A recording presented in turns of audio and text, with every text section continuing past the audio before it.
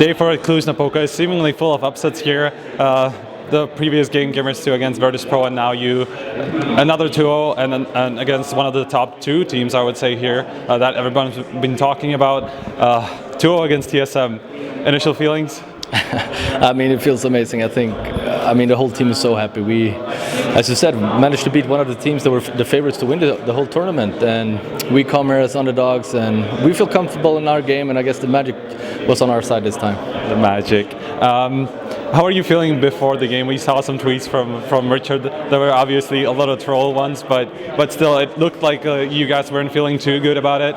Nah, I mean, we were having a lot of fun before the game. We were feeling very comfortable in the situation we were in.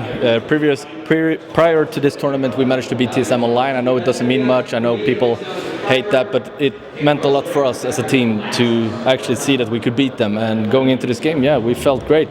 Exist throughout some mind games with the tweets, and yeah, play on the mind games. People are so easily tilted nowadays, so it was hard to ride on the feelings. So yeah, it does feel like that CSGO has become this really momentum-based game. I know it's kind of a cliche that people have been talking about, but it actually is kind of true, right? It is a lot of momentum-based. Yeah, I definitely believe so. I know for sure. I mean, look at the Titan game. For them, it looked like they were close out the first game, but then we managed to do a comeback, and I know it puts them in a really hard peace of mind. And like going into Dust 2, it was not the same Titan, for example. So for sure, but I guess the strongest team are the team with the strongest mentality as well, and Envious seems to be one of those teams at the moment. All right, talking a little bit about the game, Train and Dust 2. Dust 2 was actually obviously pretty one-sided, but Train kind of it was pretty competitive at one point. So can you walk us through the game if there were any highlights that you can think of? I can't come up with any highlights on Train except for that f0rest did an amazing job on alley and really put some pressure on there. But the overall Train started out good with us winning the pistol round. It's very important for us to win the first pistol round. Then we, on top of that, managed to win the first gun round. And we were quite surprised actually, because the Train hasn't been our strongest map so far. But it felt really good that we somehow managed to fix the small things we couldn't fix during practice. And everyone just came together great as a team. But I would definitely put MVP on f0rest on Train. He opened up the map a lot for us and then made our job easier as T. All right, I was getting kind of flashbacks from ESL 1 Cologne 2014. You lost to a French team there in the groups as well, and then you know what happened. You played the games, and this felt the same way. f0rest obviously stepping up as well.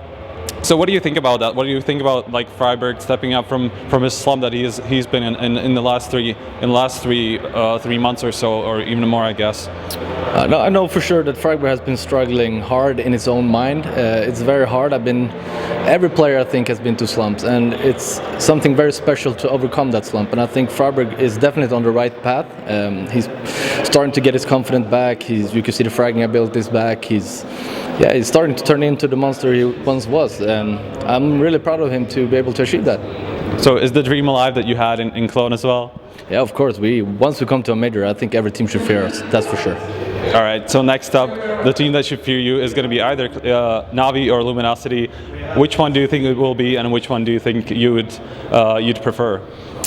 Well, we've practiced a lot against Luminosity, and they are a very hard team to play against. They usually tend to play very slow, and it puts so much pressure on you as a player when you're playing CT to have every round go down to 10, 15, 20 seconds every single round. So it's very hard.